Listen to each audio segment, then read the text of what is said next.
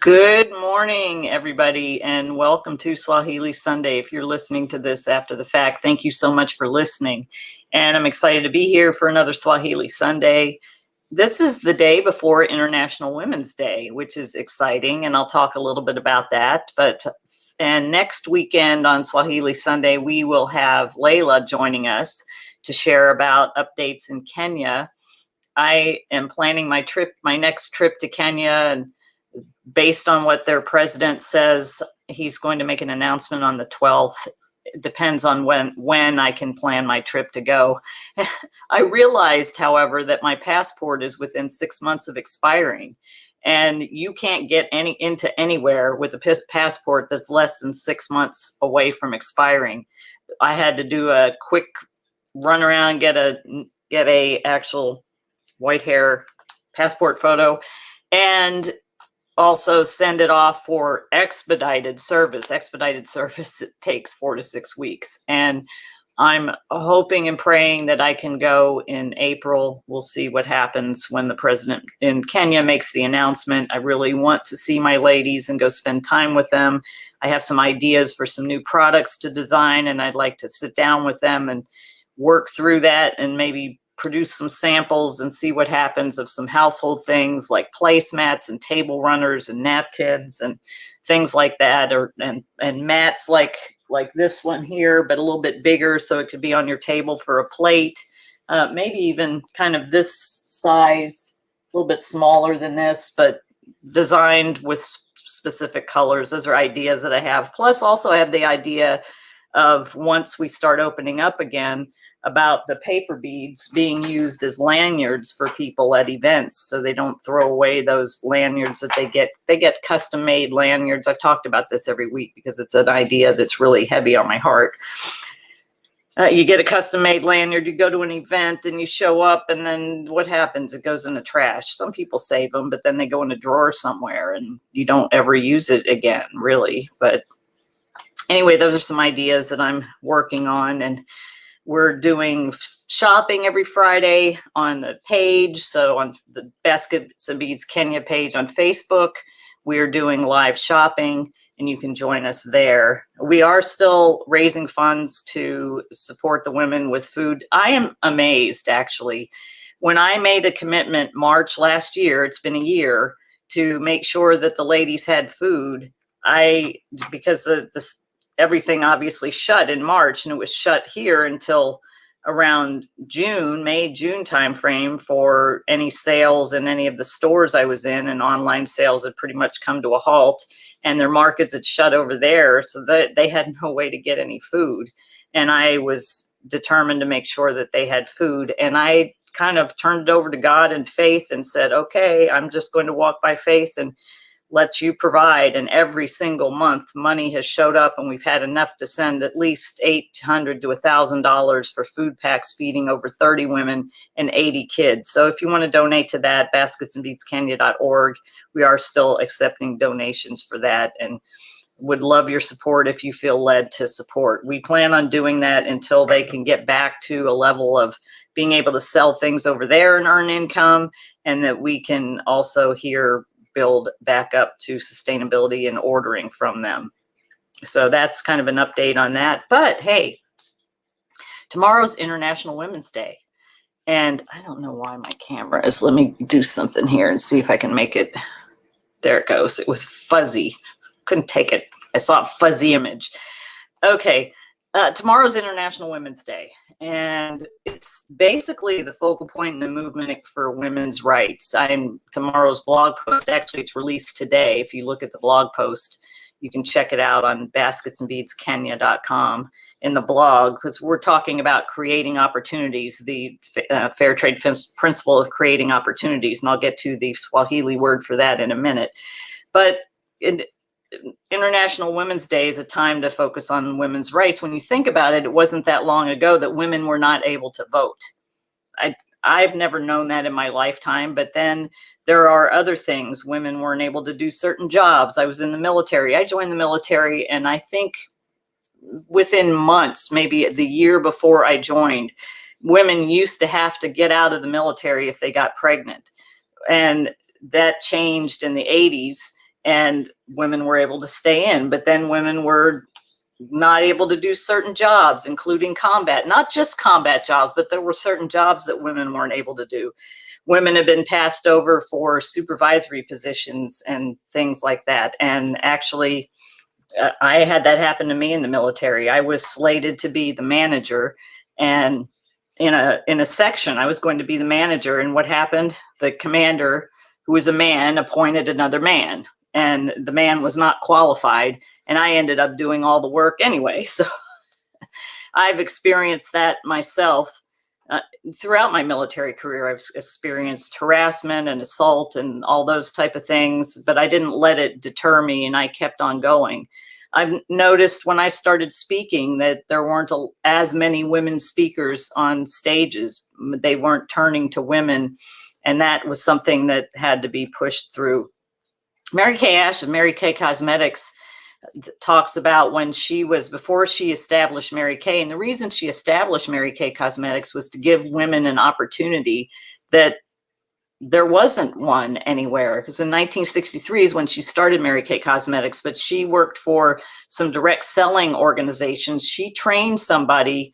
She was actually getting ready to leave the company, I believe it was, and she trained somebody to be her replacement as manager, and he ended up being younger than her, and his salary was double hers simply because she was a woman. So she created Mary Kay Cosmetics because she was tired of women not having opportunities, and she gave that opportunity to women to be able to earn the income that they were deserving of and be rewarded for those things, despite the fact that they were women. So women have had to go through a lot of struggles, and still there are women forced into labor. Women are trafficked around the world. Here in the U.S., there are still struggles. It has gotten better. I know that my military sisters have more opportunities than I had when I was in the military, and that I had more opportunities than the women that came before me. And it's just something that we've had to kind of fight against as women. So for International Women's Day, it's a time to just reflect on the accomplishments and then what we can do to make sure that women still have kind of the equal opportunities that are available to anybody. So I think everybody should have the same opportunities, that no matter what their race is, their gender, whatever, they should all have the opportunity. If they can do the job, a woman, a man, whoever should have the opportunity to get hired for that job. It shouldn't be based on, oh, okay, you're a man, so we're not hiring these women or whatever. My company that I work for has a goal of 50% of the company is hiring women. I'm not sure I don't know that that's the answer, because if it comes, oh, we need to hire a woman, but this man's more qualified, that might not be fair and reasonable, but that's not for me to decide. That's just my humble opinion on that. Oh, I do want to remind you that so every Friday when I do Friday shopping, there's a special. And this week's special is 15% off. And by the way, I have reduced free shipping to not over $50, but over $25. You get free shipping on the website. That's going to stay. But for the weekend, through today through till midnight tonight, you can get 15% off of anything you order online, and then free shipping over $25.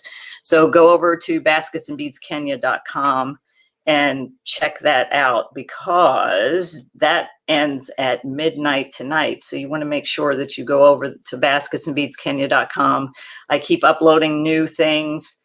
I've uploaded a lot of new baskets. I've uploaded some soapstone that was previously only available in the Fairtrade Long Beach store. I continue to upload new products weekly, and there's a lot of great things. Somebody just purchased one of my favorite baskets. I kept looking at it. I thought, oh, I want this basket, but I can't keep every basket that comes my way. So somebody that's going to home to somebody that's going to really enjoy it. It's a beautiful raspberry color. It's a berry. It's not pink and it's not red. It's like a really pretty berry color, and it's a rare one because I've not seen many beads that color. So it's exciting. So go over to basketsandbeadskenya.com and check out what's available now through midnight.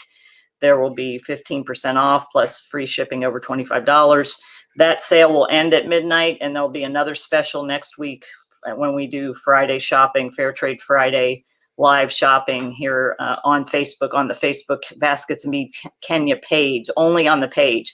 I do Swahili Sunday on all my platforms, but the shopping is on the page. So you have to go over there to hear about the specials and see what the specials are and see any products that I'm showing. So check that out on Friday. Okay, awesome. All right.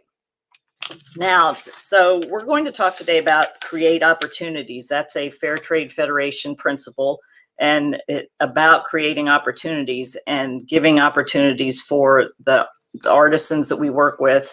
I am a member of the Fair Trade Federation, and there are 9 principles that our company is stringently reviewed to make sure that we follow those principles. And creating opportunities is like the first thing in the line. You're creating an opportunity for marginalized artisans to have the opportunity to succeed, that have the opportunity to earn income. And there are other things like paying fairly and not, like I talked about last week, not employing forced child labor and things like that. So every week I'm going to be doing a blog post and talking about the different fair trade principles and how we at Baskets and Beads align with those principles.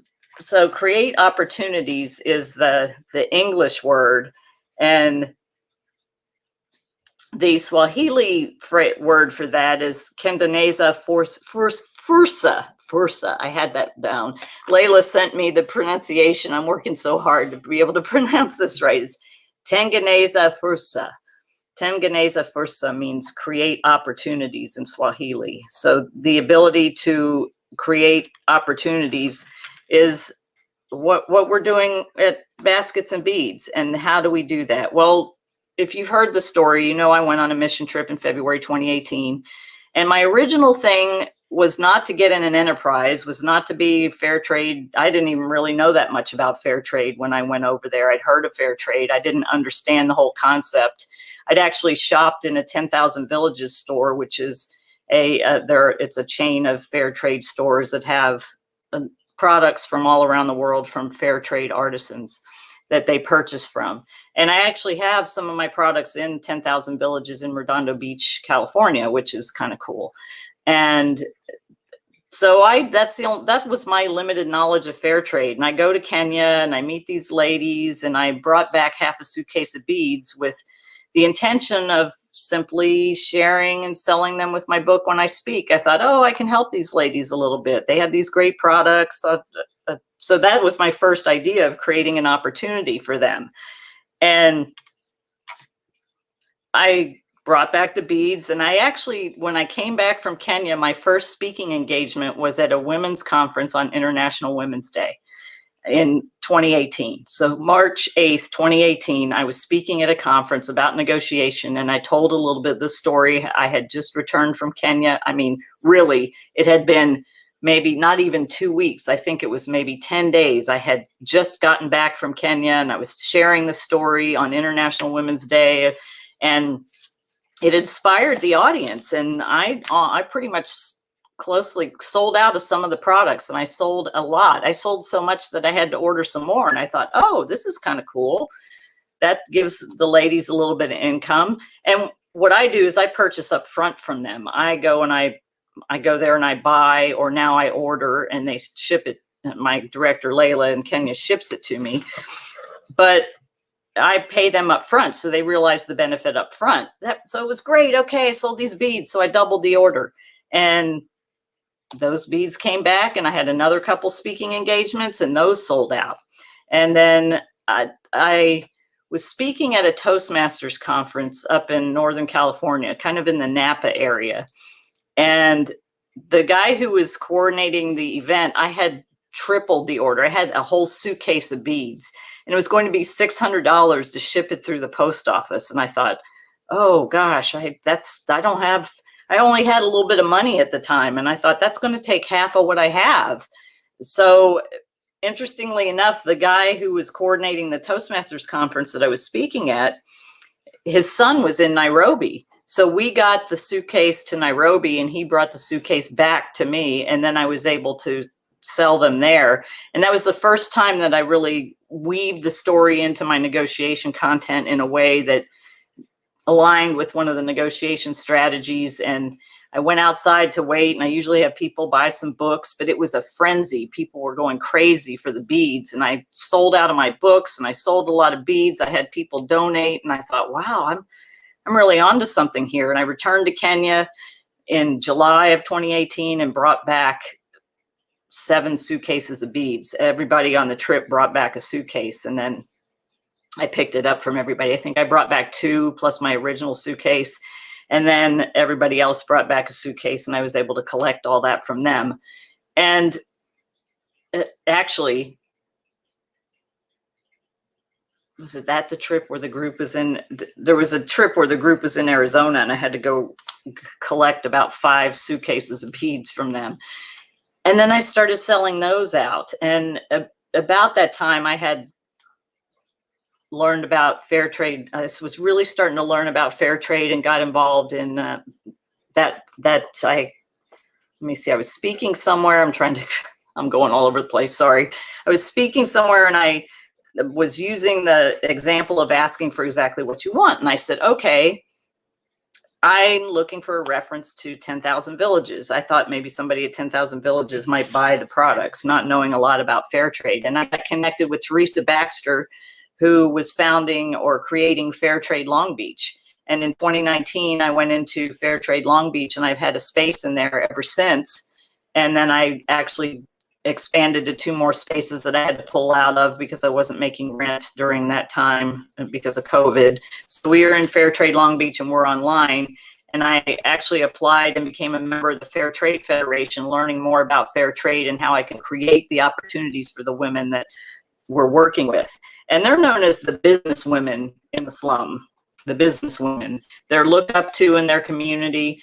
And I've shared this before. We started out with 5. We're over 30 women now. We were having weekly meetings where they were learning leadership concepts and learning how to connect with each other. They were learning table banking. They were learning everything they could to start becoming entrepreneurs and successful and being examples in their community. But COVID is sort of obviously shut the meetings down because nobody can meet, and it shut down a lot of their ability to earn income there, and our orders here had drastically diminished. But we still are creating some type of opportunity for them. Like I have said time and time again, I made the commitment to make sure that they had food packs the whole time, that they are not going hungry. I posted a photo on Instagram and the Facebook page of a picture that was taken in another slum where an NGO nonprofit was handing out food, like bags of food, like it was rice or beans or corn or something, like a big bag. And people were fighting. You can see the pain in their faces to fight over getting that food. And I can't imagine, I've never gone hungry like that. I can't imagine what it would be like to fight that hard for food.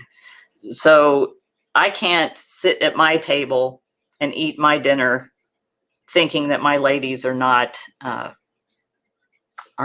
going to eat. So I had made that commitment long ago to make sure that a year ago that they had food every month. We just sent the money for this month's food packs, and I've already had donations starting to come in for next month.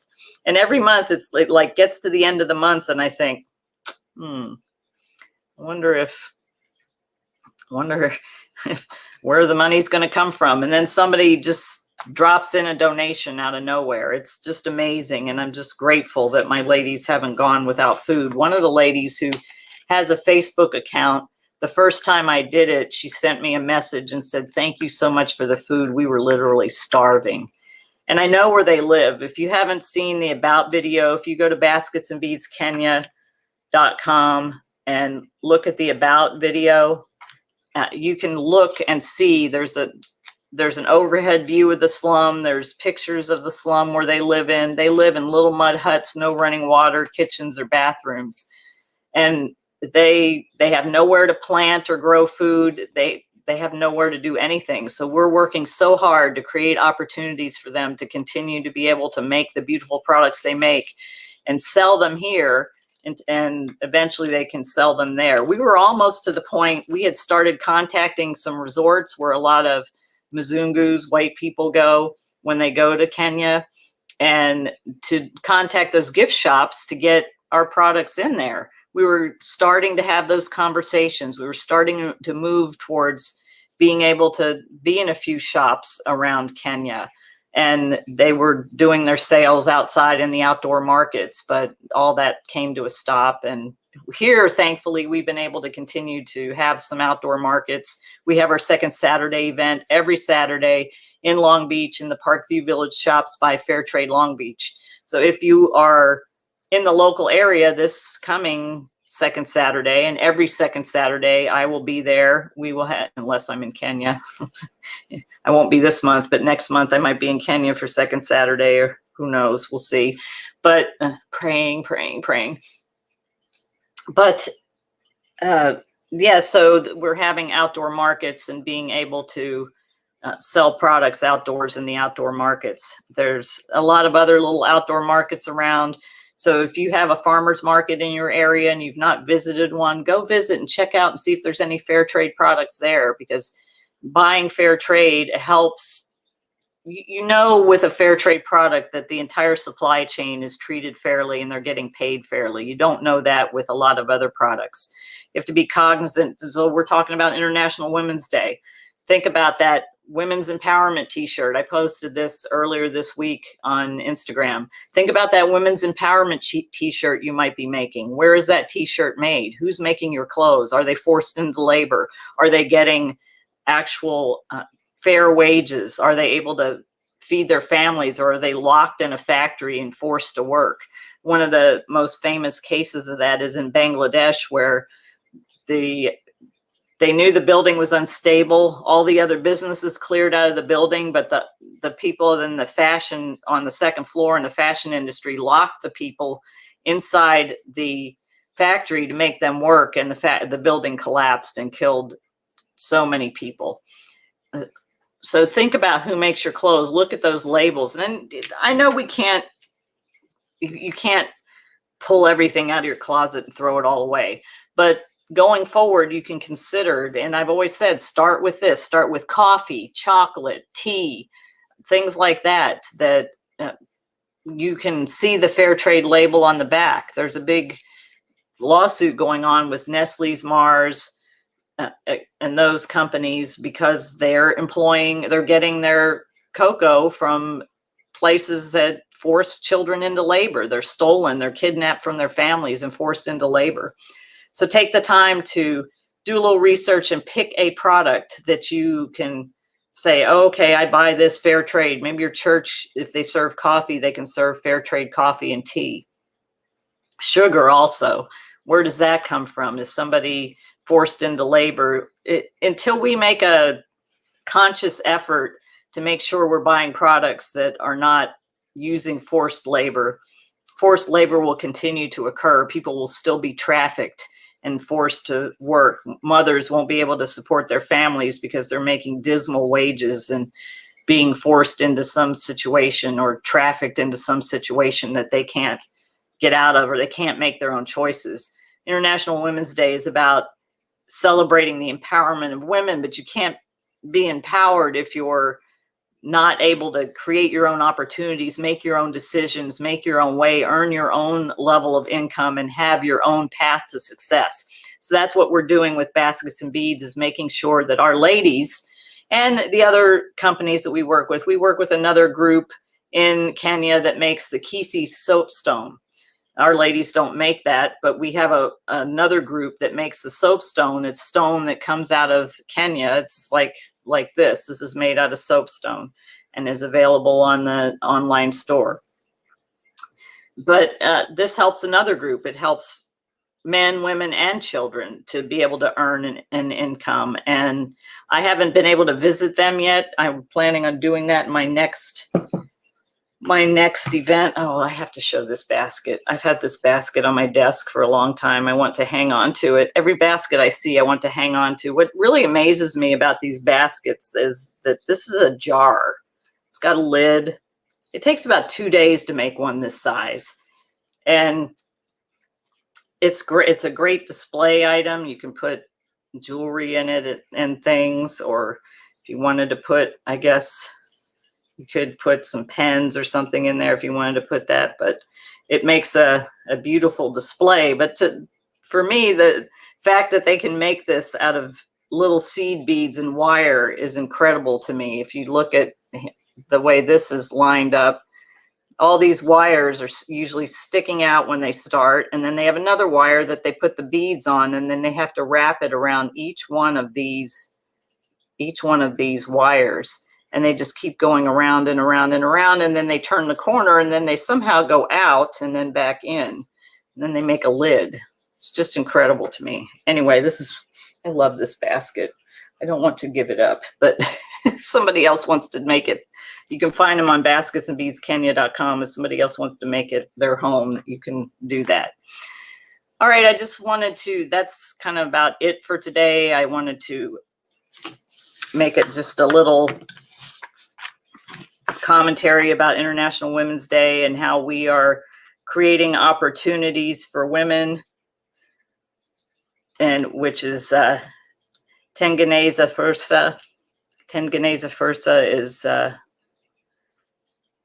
is create opportunities, which is a fair trade principle. Okay, awesome sauce. I think that's about it for today. I am actually been working hard all week.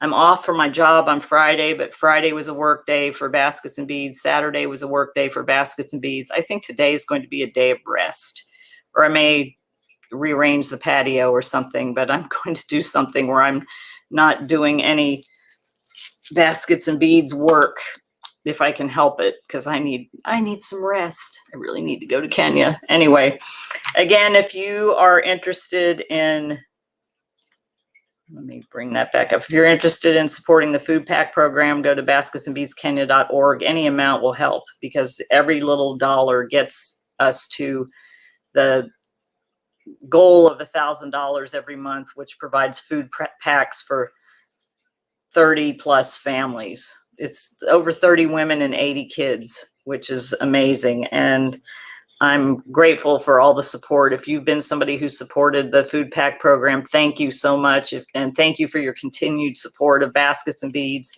Again, don't forget, until midnight tonight, 15% off. That'll automatically be taken at checkout.